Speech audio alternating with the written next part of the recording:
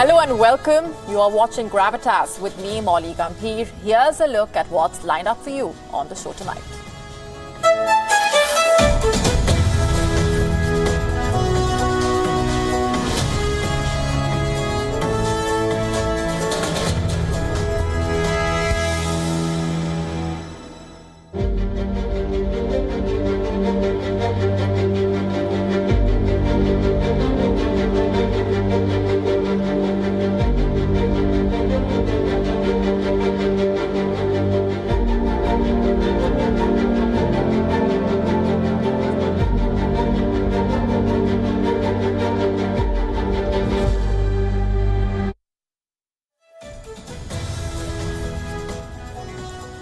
Our cover story tonight is about a claim that has been made by a man who has been the CEO of Twitter, a former CEO of Twitter. I'm talking about Jack Dorsey. He has been making headlines thanks to a controversial claim that he made. You know what he said? India threatened to shut down Twitter. But the question is, does Jack Dorsey have proof to back his story, to back his claim? What is the Indian government saying about all of this? Is Jack Dorsey lying to you? That is our top focus tonight. We'll get to that in just a bit. Also on the show for you tonight, the last Indian journalist in China has been asked to leave. What does this mean for the relationship between the two sides? We tell you what's brewing. A custody battle has broken out over the four miracle children, the four Colombian children who miraculously survived a deadly plane crash and spent 40 days in the Amazon rainforest. We tell you more about their story. Taiwan is now teaching civilians how to spot Chinese soldiers. They have now released an updated handbook. We tell you more. A woman in Ecuador emerged almost back from the dead, was knocking on the coffin during her wake. We tell you what happened.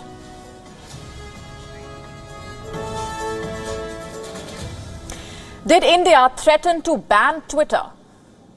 Either that or Jack Dorsey is lying to you. Jack Dorsey is the former CEO of Twitter. Some of you may be able to remember him. Dorsey was the alpha and omega, the be-all and end-all of Twitter, until Elon Musk bought the social media platform and booted out Jack Dorsey. He has been off the spotlight since. Earlier this week, the former CEO gave an interview to a YouTube channel, and there he was asked if he ever faced any pressure from foreign governments during his term in Twitter. Let me just read out for you what he said exactly.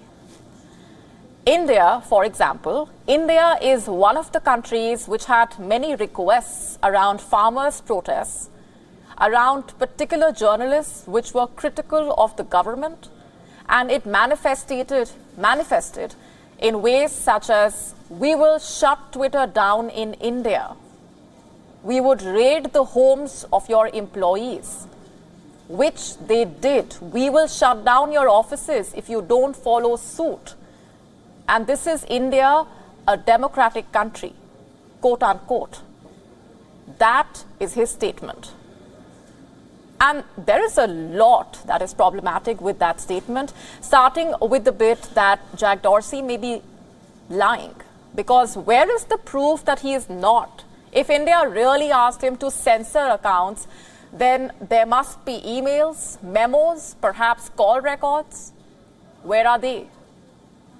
If Dorsey is telling the truth, then there must be some senior Twitter employees who can corroborate his account. Has anyone done that yet? It's been a while since that interview was published. No one of significant stature has come out to second him. I know what some of you might be thinking. Why would Jack Dorsey want to mislead people about India? One, to cover up Twitter's or indeed his own shortcomings. And number two, perhaps to get back at India for its fight against the big tech bullying. You see, in that preposterous reply, Jack Dorsey is referring to a very sensitive period, the farmers' protests. There was tension, rioting. There were elements trying to spew hate against India, push a secessionist agenda. Fake news was the weapon of choice for these elements. A lot of this fake news was spread through Twitter. I don't know if you recall this controversial hashtag, Modi planning farmer genocide. It was inflammatory, to say the least. India wanted to work along with Twitter to block such hashtags and accounts using them. Why, you ask? Well, to ensure violence does not erupt because of some baseless conversation online. So, yes, India did reach out to Twitter during the farmers' protests, but I highly doubt it was to blackmail the organization or go after its employees. India asked Twitter to take down 250 accounts spreading fake news, nearly 1,200 others for alleged Khalistani links. And how did Twitter respond? It blocked some accounts only to unblock them. Why? Twitter cited freedom of speech, which somehow found no mention in 2021, when Twitter did not think twice before suspending the account of a sitting US president following the Capitol Hill riots. I'm of course talking about Donald Trump here. Twitter, remember, cancelled an elected representative. Jack Dorsey had no qualms. Twitter proudly blogged, and I'm quoting here, "Accounts are not above our rules entirely and cannot use Twitter to incite violence," among other things. Did Dorsey think it was okay to treat the farmers' protests in India differently? A journalist was killed. Telecom towers were damaged. So were government buses and police vehicles. Apparently, none of this checked Jack Dorsey's checklist for inciting violence.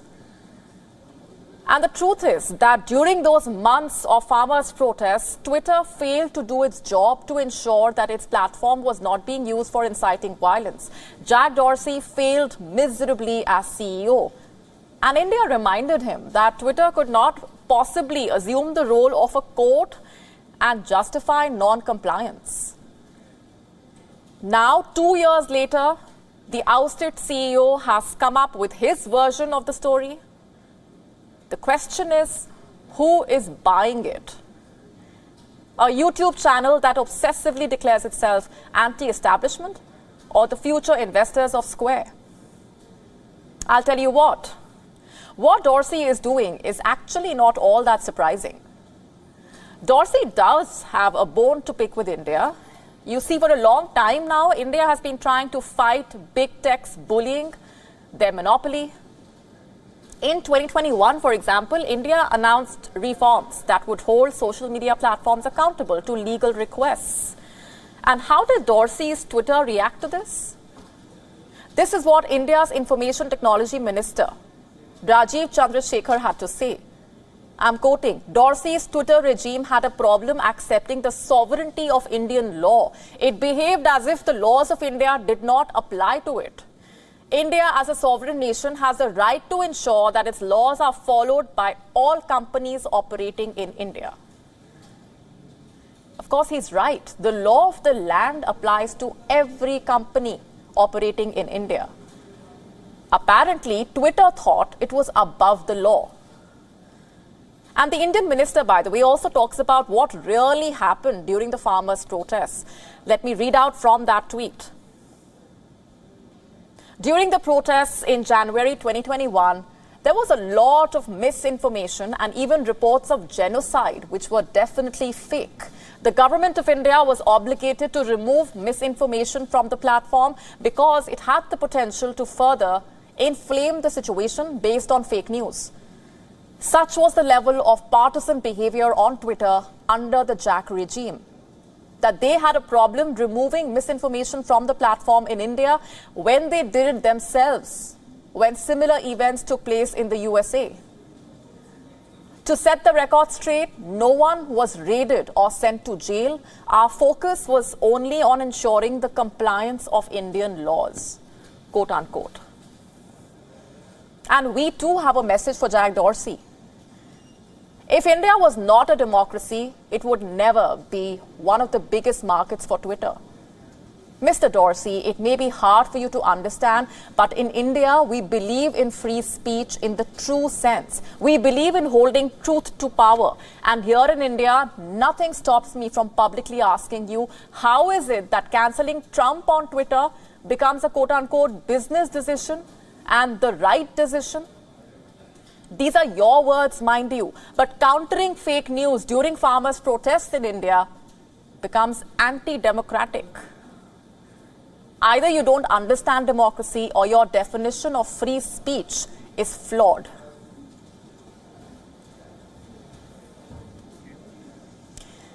Is the relationship between India and China at its worst point in 25 years? Just have a look at what's happening. The last Indian journalist in China has been asked to leave. And this departure will be significant. It will basically wipe India's media presence from the world's second largest economy. As of earlier this year, Indian media outlets had 4 reporters in China. 2 of them were denied visa renewals in April. Another one came back to India on Sunday as his visa expired. The last one will return this month. And what is China's excuse? Why is it denying visas to Indian journalists? Well, it's putting the blame on India. China claims its reporters had been treated unfairly in India, that they are not getting any visas either.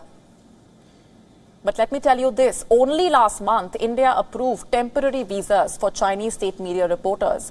Chinese journalists were in Goa for an SCO foreign ministers meeting. If anything, China has been making it difficult for Indian journalists to work there.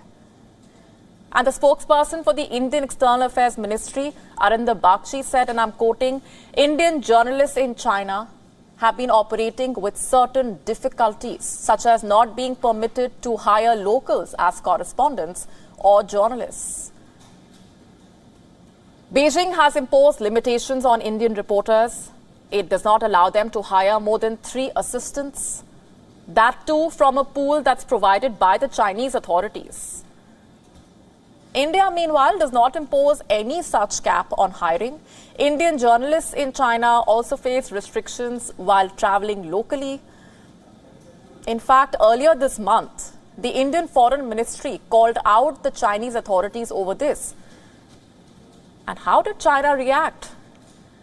Well, it decided to send back the last Indian journalist, further deepening this rift.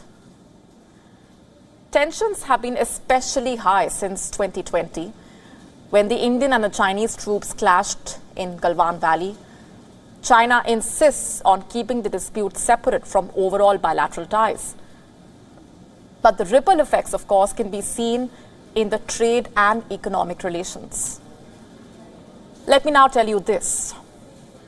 Several Chinese smartphone manufacturers in India are under scrutiny for tax evasion and illegal remittances.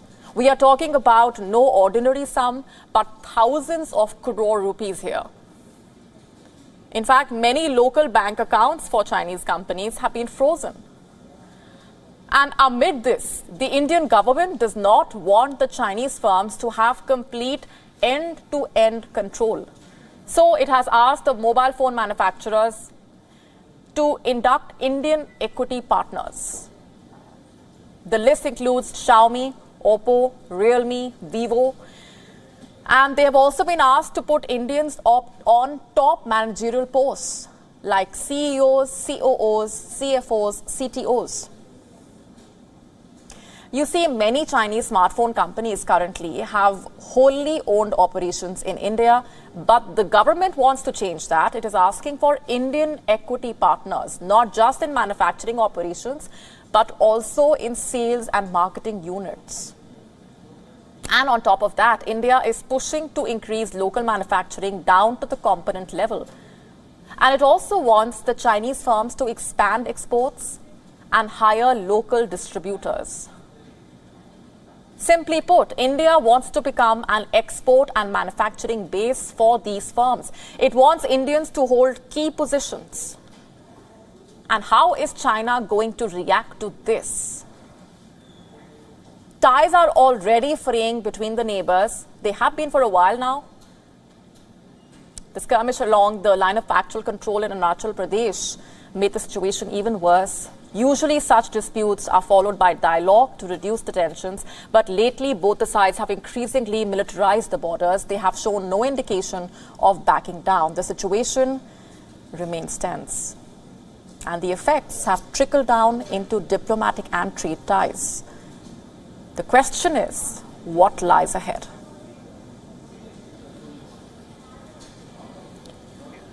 And talking of India and its neighbors, our next story is from Pakistan, and it's a rather harrowing one. It involves a 14-year-old Hindu girl. She was kidnapped by her Muslim tutor, forcibly converted to Islam, and then married off to a significantly older man. This is what had happened. Her tutor, Akhtar Gabol, along with two other armed men, broke into the girl's home. This was in Sindh province. They stole gold jewelry and kidnapped the minor at gunpoint. Distressed, her father filed a police complaint. There was a lot of outcry on social media. The girl was recovered from a house in Sindh's Benazirabad district. On Friday, she appeared before the district court in Larkana.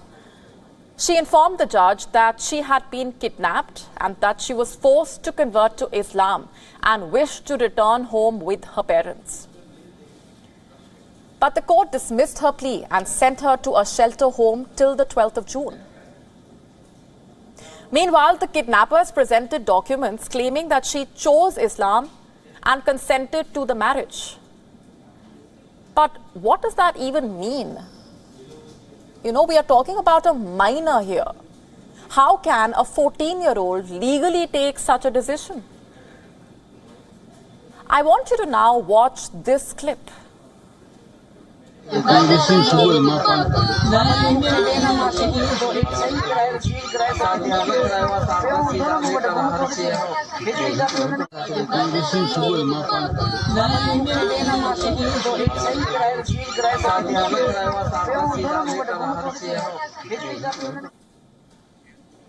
Did you see that? The girl was crying. She was holding and kissing her father's hands, asking him to please take her home. Does it remotely occur to you that she was on board with this marriage? She clearly was not. Her father had lost hope of actually getting his daughter back. But the court did its due diligence and sent her back to her family. What I just told you was yet another case of abduct and convert, and as grim as it may sound, these cases continue unabated in Pakistan, and not all of them have a happy ending.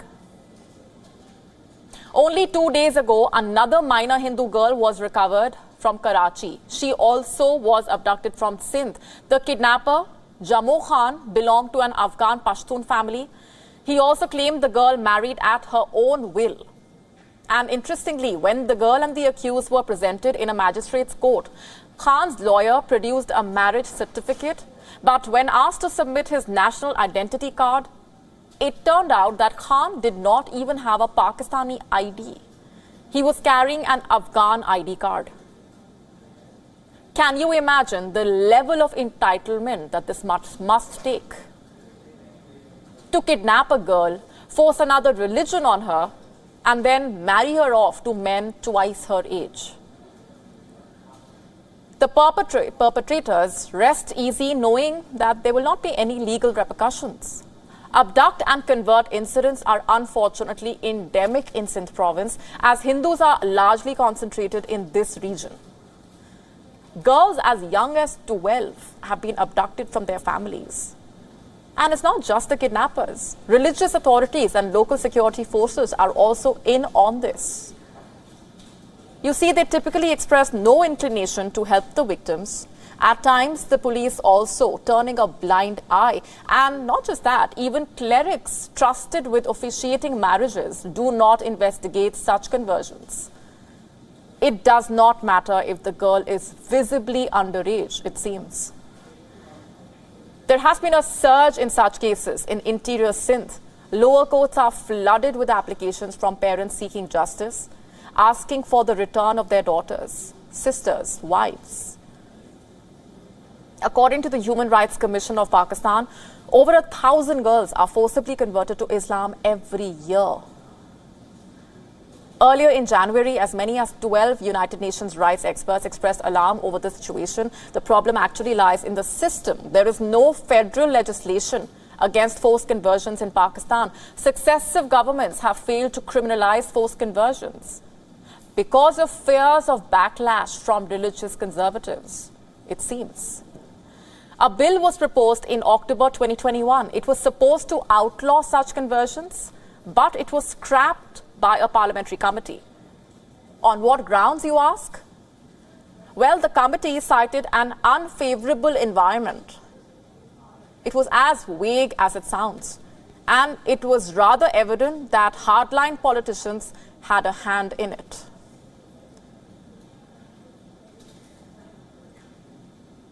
Last night on the show, we told you about the miraculous escape of 4 children who survived a deadly plane crash. They showed extraordinary resilience. They managed to survive for 40 days in the Amazon rainforest. 40 days. Tonight, we get you the story of what happens now. They lost their mother in the plane crash.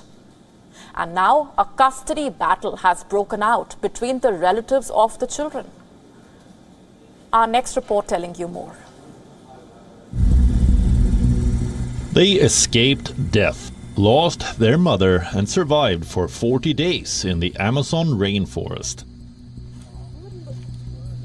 And now a custody battle has broken about their relatives. This is the story of 4 siblings. 13-year-old Leslie Jacobo Bonbear, 9-year-old Zulekni Ranuk Mukti, 4-year-old Tien Noriel Runaki Mukti, and the youngest of them, Christian Neriman Ranuki Mukti, who turned 1 while they were missing. They were traveling with their mother on the 1st of May when the pilot of the single-engine propeller plane declared an emergency due to engine failure. The aircraft fell off the radar for a short while later. A frantic search started for those on board. These 4 children were finally found on Friday and have shared harrowing details of the 40 days they spent in the jungle. What happens now? Who looks after the children? They will remain hospitalized for several more days, and during this time, Colombia's Child Protection Agency will interview the family members.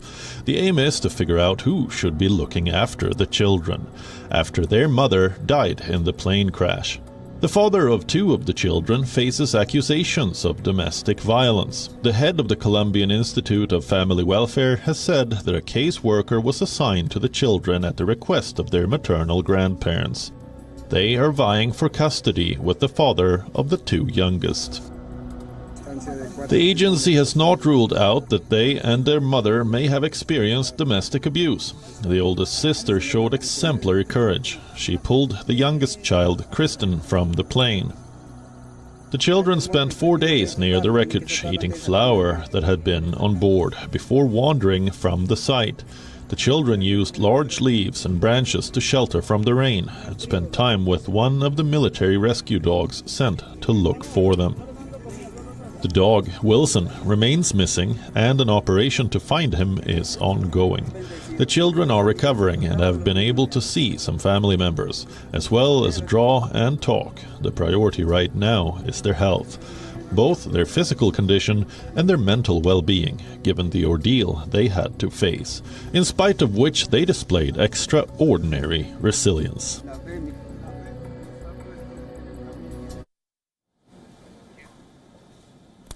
Let's just shift our focus to Taiwan for now. It has released an updated civil defense handbook today. It now teaches civilians how to tell the difference between a Chinese and a Taiwanese soldier. Why was this required? Let me just start off with a quick backgrounder first. The handbook came out last year amid rising tensions with Beijing. It basically explained how to find bomb shelters and food supplies via phone applications. The first time the handbook was released, the Defense Ministry was told to represent war scenarios in a better way. The feedback basically was based on the ongoing conflict in Ukraine. So now what's new in this handbook? It now teaches civilians how to differentiate between Chinese and Taiwanese soldiers. The difference is shown based on their uniforms and insignia.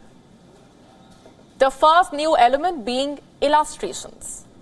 The illustrations show uniforms of Taiwanese and Chinese military personnel. The Taiwanese soldiers have smiles on their faces, while the Chinese have severe expressions. The All-Out Defense Mobilization Agency Director, Shen Wei-shi, says that it's actually hard to distinguish between the soldiers. So can we assume that the handbook will make this easier? You see, here's the problem. The booklet assumes that Chinese soldiers will only wear the PLA uniforms. Experts say that Chinese special forces may wear different gear to infiltrate. Will the handbook put this information in the next edition? Will China now change its camouflage? You see, the handbook is just the tip of the iceberg. Taiwan is also inspecting bomb shelters and updating the markers. In fact, officials say this will make it easier for the citizens to find them. And these measures come as China ramps up military and political pressure. The latest move by China being military drills. The drills include live fire exercises happening in the north of Taiwan. And how have China's drills impacted Taiwan? The military exercises triggered fear as Chinese jets simulated strikes on Taiwan. The drills have been rehearsing an encirclement of Taiwan. Earlier exercises also included sending ships in the maritime areas around Taiwan. A PLA spokesperson, Shi Yin, said that the drills are a warning against the forces seeking Taiwan's independence. And this is just the first half of the series of drills.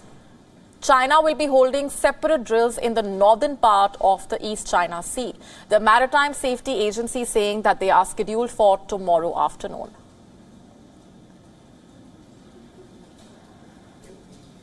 Digital India. You must have heard this term a lot over the last few years.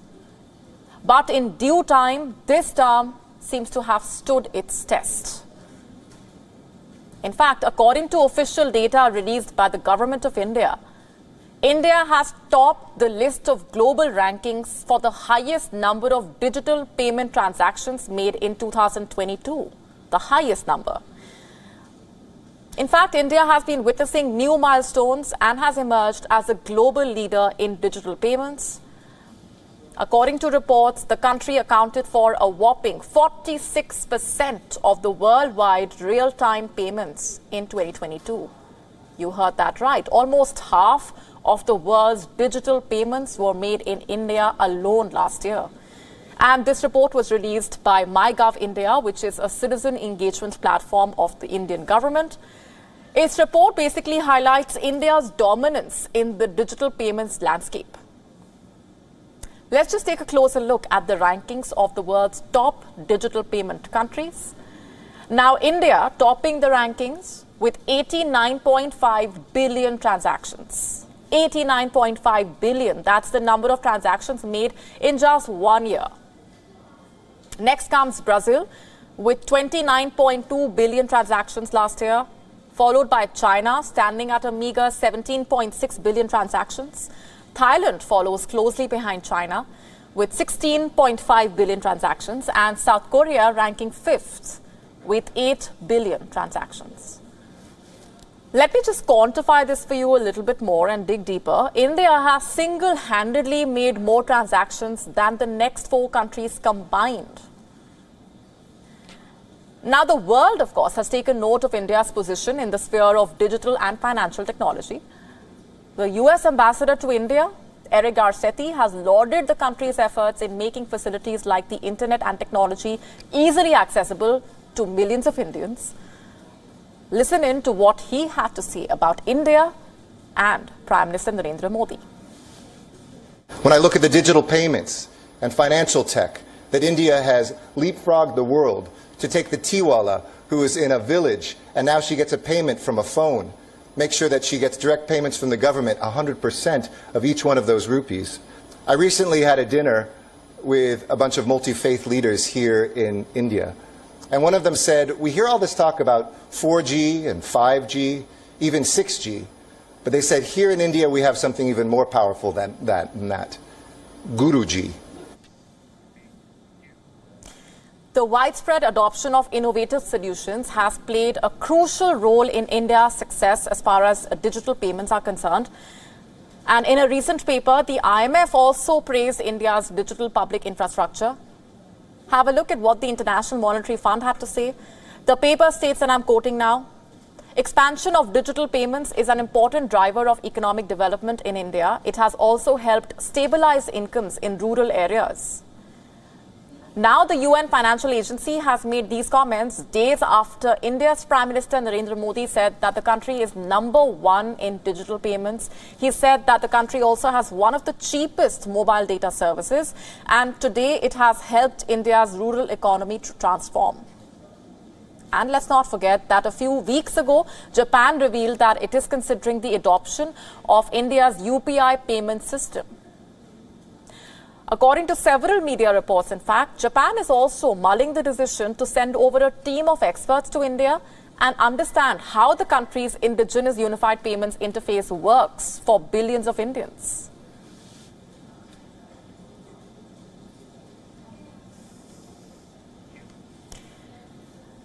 And speaking of population figures, in the 19th century, the world population hit a milestone of 1 billion people.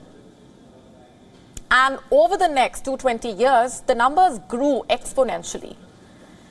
But the United Nations now says that the growth is slowing down and may even stop by the year 2100. Why is that? Because of falling fertility rates. And why is this happening? And how will the low fertility rates actually impact economies around the world? First things first, what is the meaning of total fertility rate? It is essentially the average number of births per woman over a lifetime. But experts have found some uncertainty as far as predicting fertility rates. And in order to project a fertility rate, we need to have two assumptions. The first one is that the woman will have to live to the end of her childbearing years. The second is that she will bear kids under the age-specific fertility rates. And since the assumptions can prove unreliable, the World Bank now studies overall trends to decide the fertility rates. And our focus tonight is on the falling fertility rate since the 1970s. In fact, the UN says that 2/3 of the global population witnesses a rate below the 2.1 threshold. In 2020, the world's fertility rate stood at 2.3, and this was still better than the current 2.1 births or less per woman. And even amid the falling fertility rate, the top 10 countries doing better are Niger, Somalia, Chad, Democratic Republic of Congo, Mali, Central African Republic, Angola, Nigeria, Burundi, Benin. And what are the reasons for the spiraling fertility rates? The first one could be better access to contraception. Earlier, women would experience unwanted pregnancies and did not have an option for contraception, you see. And this would ultimately lead to women bearing children. Another one is women being encouraged to grab work opportunities. Women would earlier be confined to their homes. They were restricted to childbearing and rearing. Work opportunities were a triumph for improved socio-economic development. Even the most populous countries of the world, like China and the US, are below replacement levels of fertility. But China has another crisis laid on top. The country is facing a fall in the number of marriages. Last year, China's Ministry of Civil Affairs showed that 6.83 million couples got married, and that is down by 10.5% from 7.63 million marriage registrations in 2021. Reports say that 2022 marks a record low since 1986. You see, the officials see a direct link between the falling births and the fewer marriages. It's the social norms and the government regulations. Even the young adults are suffering due to joblessness and the rising cost of living, after all.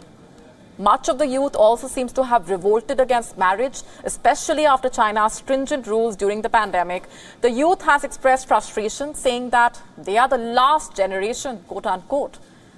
They have refused to bear children in the rigidly controlled Chinese state.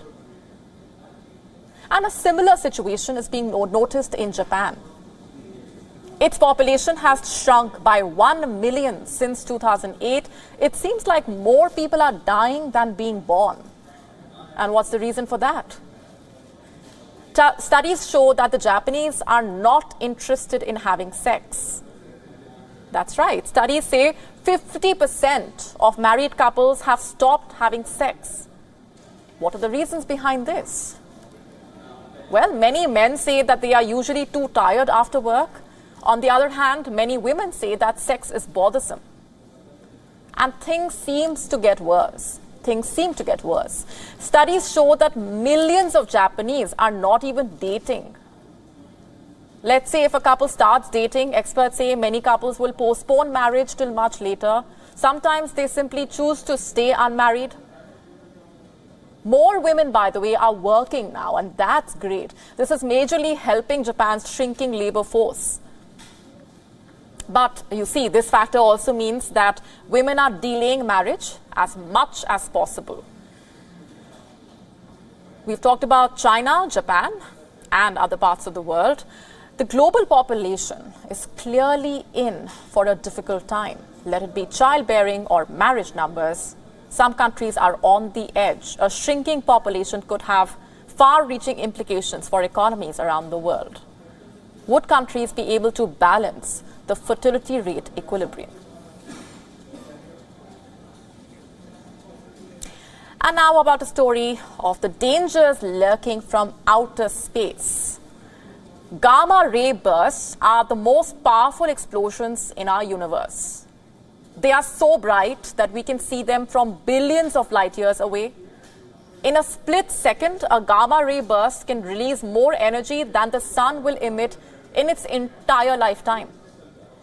And NASA has detected the brightest gamma ray burst of all time. Our next report telling you why and how this is significant.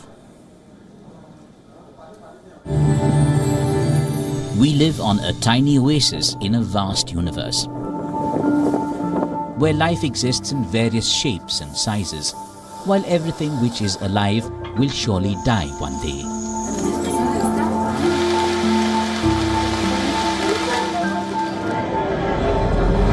Scientists have seen a glimpse of a cataclysmic event which could simply wipe out all life on the planet in the blink of an eye. American, Russian and Chinese scientists collated data and announced that they have detected the biggest gamma ray burst. NASA says that on Sunday, the 9th of October 2022, a pulse of intense radiation swept through the solar system. The blast was so intense that it blinded most gamma ray instruments in space. The source was a gamma ray burst, the most powerful class of explosions in the world. In a few seconds, it can emit as much energy as the sun will over its entire 12 billion year lifespan. So one can only imagine the amount of energy released. Lasting from a few milliseconds to several hours, a gamma ray burst shines hundreds of times brighter than a typical supernova and about 1,000,000 trillion times as bright as the sun. The burst enables astronomers to probe distant dust clouds in our own galaxy, throwing new light on the unknown entities of our universe. A nearby gamma ray burst could sterilize Earth. A concentrated beam would stretch out to about 200 light years, causing complete destruction. So, are we safe? Existing research says that we haven't detected any stars in our cosmic neighborhood which can go rogue. Bureau Report, WION World is One.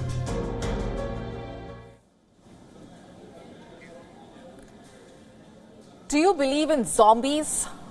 How about a person rising from their deathbed? Or someone literally coming back from the dead?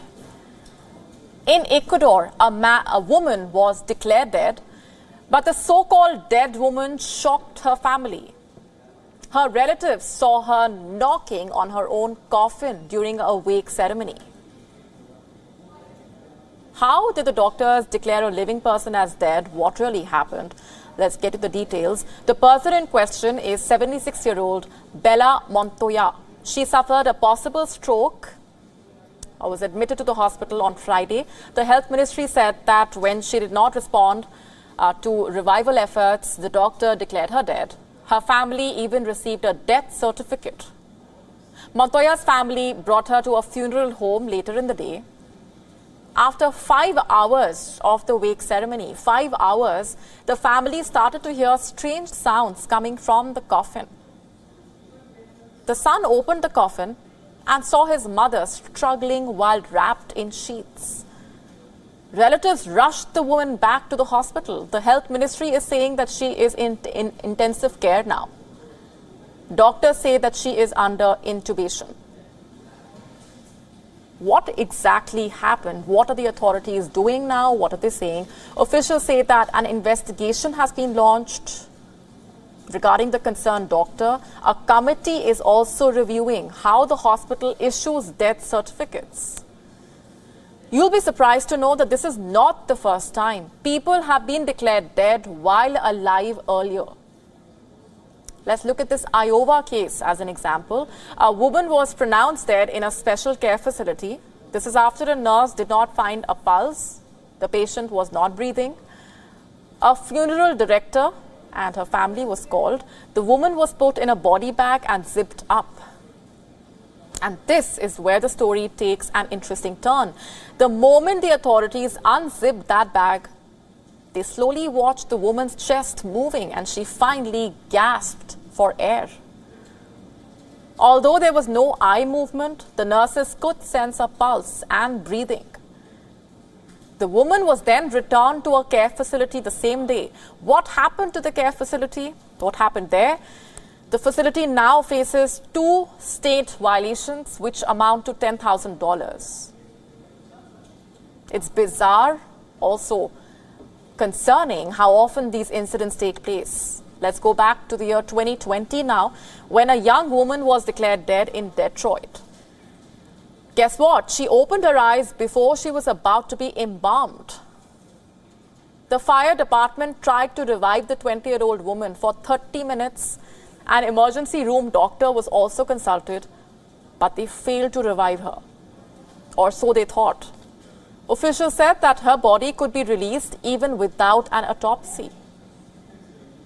But the startling discovery came at the funeral home. The 20-year-old opened her eyes before being embalmed. Embalming is the process of treating a body with special substances to keep it in good condition. Officials conducted an investigation into the matter, but they also insisted that the fire and police departments follow the procedures. Let's now tell you what else made news around the world. Time for Gravitas Global Headlines. Death toll in the Russian missile strike on the central Ukrainian city of Kryvyi Rih has gone up to 6. Fierce clashes are also reported in the south and east of Ukraine. Russia claims it has captured several German Leopard tanks and US Bradley infantry fighting vehicles in the Zaporizhia region. This comes amid Ukraine's counteroffensive to retake territories captured by Russian forces. More than 6,000 civilians killed in Myanmar since the military coup in 2021 for political reasons, says a report by the Peace Research Institute in Oslo. Pakistan is evacuating people from coastal areas 2 days before a very severe cyclonic storm. Biparjoy is expected to make landfall between Mandvi in India's Gujarat province and Karachi in southern Pakistan. Police arrested a man after 3 people were found dead and a van tried to mow down 3 others in the central English city of Nottingham in incidents authorities believe are unlinked. UK employment eases in the 3 months ending April. The unemployment rate decreased to 3.8% from 3.9% in March, as per data by the Office for National Statistics. Japan's lower house approves proposed legislation aimed at promoting understanding of LGBTQ issues, but campaigners criticize the bill for its watered-down language. Western Canada remains shrouded in smoke after wildfires in the region flared up again. The fires are in close proximity to Alberta, Canada's main oil-producing province. Fighters in Quebec doused some of the worst early-season blazes, allowing thousands of evacuees to return home. The Denver Nuggets have claimed a maiden NBA championship after completing a 4-1 series win over the Miami Heat. NBA Finals MVP Nikola Jokic starred with 28 points as Denver beat Miami 94-89 in Game 5. Kylian Mbappe has sparked off a transfer frenzy after declining a one-year contract extension with PSG. The 2022 World Cup Golden Boot winner's current deal with the French champions runs out next summer. Mbappe claims he never discussed signing an extension with the club board.